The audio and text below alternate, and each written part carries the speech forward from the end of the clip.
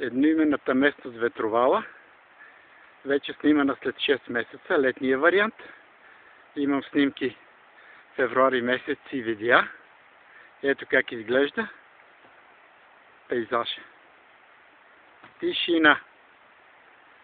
Няма птички, щурци.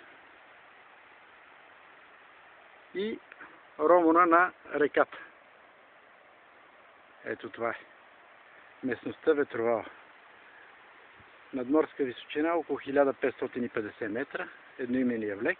Ето го. Тук. Красота! Сега ще се върнем по пътеката, която зимата беше затрупана, поради че не се ходише по нея. Но сега вече се насочва. Така.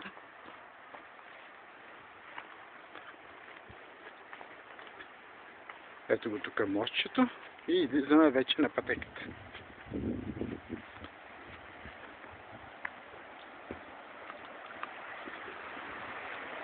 Ето я Владайската река, как изглежда. Единия ръкав, другия ръкав е под каменната река. Ето. И така, от тук надолу към Златите мостове.